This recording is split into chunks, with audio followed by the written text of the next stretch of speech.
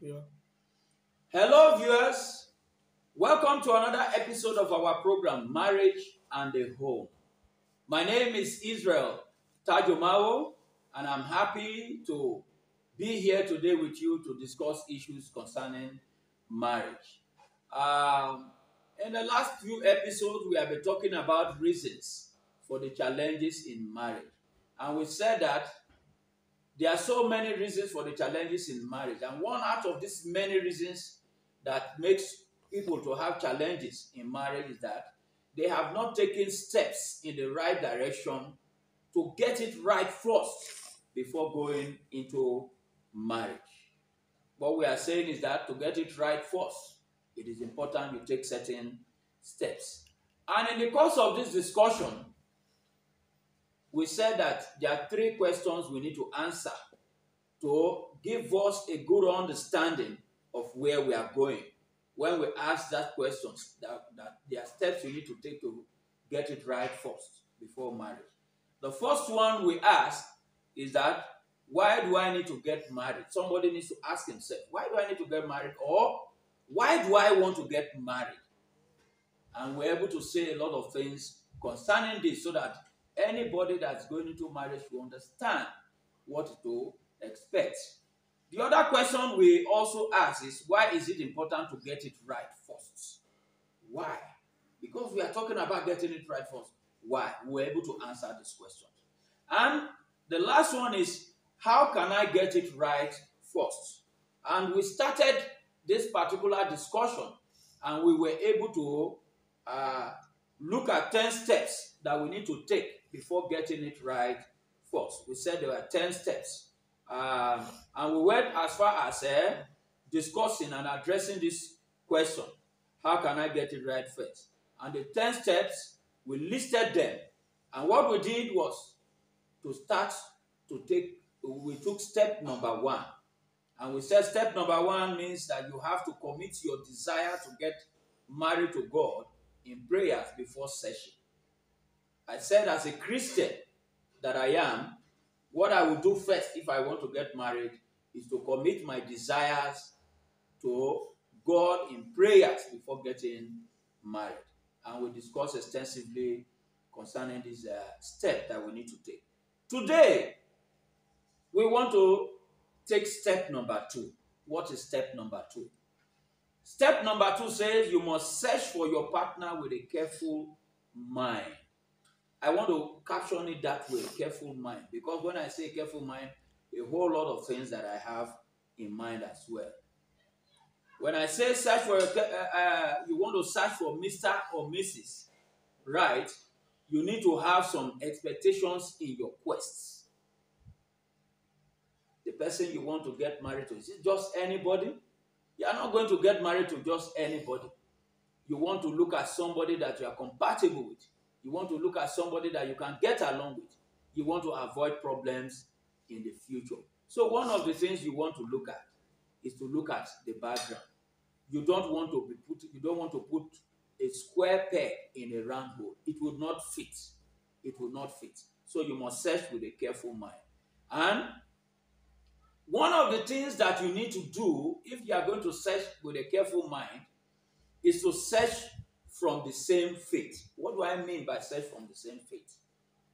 We all have our beliefs. For instance, I am a Christian. And as a Christian, if I intend to get married, it is better I look for somebody of the same faith with myself. Somebody that attends the same church with me. So that we can be able to understand each other, what we do.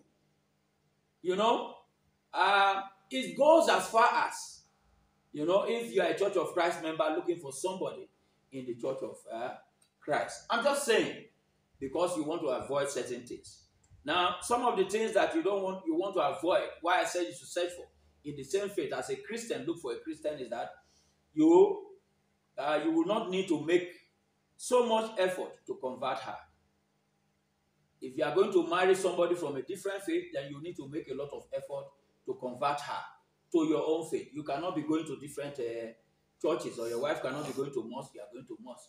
Your wife cannot be an idol worshiper, and you are a Christian. So you must be able to work together. you will not want to compel, you will not want to be compelled for the marriage to be conducted in her own church or in the mosque. What we find is that sometimes when a Muslim and a Christian gets married, so to speak, you find that they want to avoid certain religious aspect of it so that there's no conflict. Even people of the same faith, sometimes they want to avoid all these things and then they just go and do traditional. So another thing is that your children will not be confused about where to worship. If your children, if your wife is of a different faith, you have a different faith, your children, when it is on Sunday, you want to go to worship, they'll be wondering, who do we follow, daddy or mommy? Well, I hope if you are from different faiths and you get married, you attend the same church. The other thing again is that we need to understand that the Bible says that two cannot work together unless they agree. The book of Amos chapter 3 verse 3 says that, can two work together except they agree?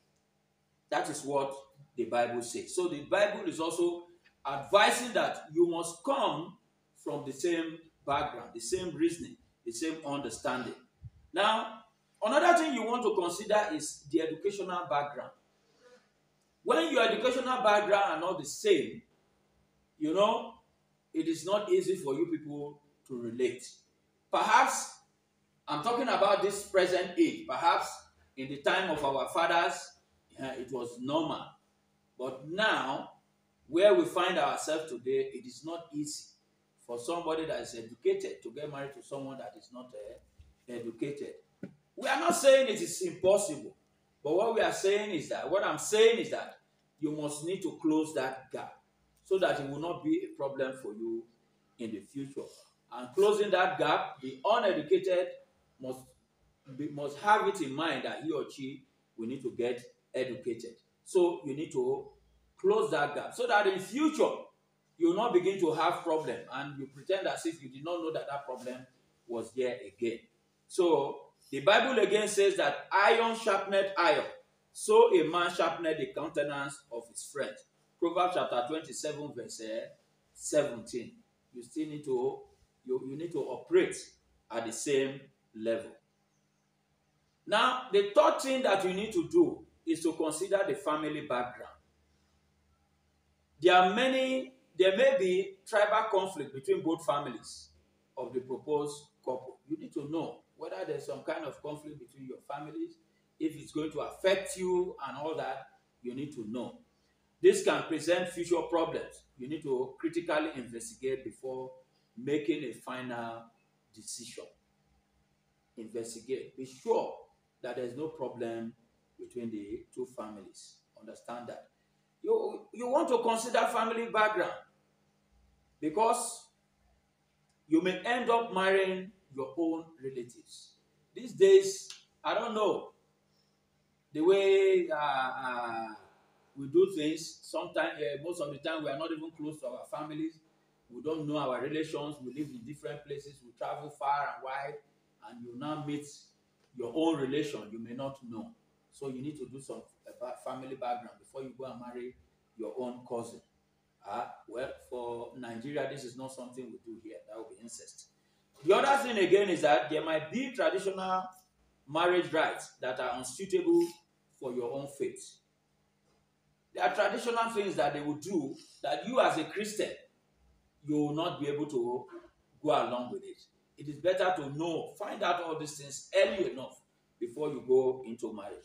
There may be some disturbing family trend. I don't know. There are certain things that maybe the father is a wife beater. You know? Maybe the mother is aggressive. All those kind of things you find. There might be something that you need to know. You need to find out. As we go further, we are going to explain how you do some of all this investigation. All right? There might be some disturbing family culture. There are some culture that you may not be comfortable with. You need to find out. You need to know. If you don't know anything about this family you are going into, about this tribe you are going into, and then you are in the marriage and you just begin to discover all these things. You know, one of the things that maybe they eat people. I don't know. I hear that there are some tribes that eat people. I don't know. It may be something else. So you need to find out.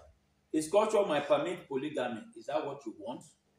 When you get in, say, that is how we do it in our own culture. So some of these things you need to ask yourself. So I want you to make a careful search with your mind. The first thing I said is that you must search from the same faith. And then we said you must consider the educational background. And the third one I said consider family background. So I encourage you to search properly before you go into marriage. We will continue in the next episode to look at another step that we need to take. I want to appreciate you for watching. I want you to continue to watch and learn, most especially the young ones that are planning to get married, so that you can learn a thing or two. If you have not subscribed, look at the button below that says subscribe and hit the subscribe button. Thank you for watching. Till I come your way again next time. Bye.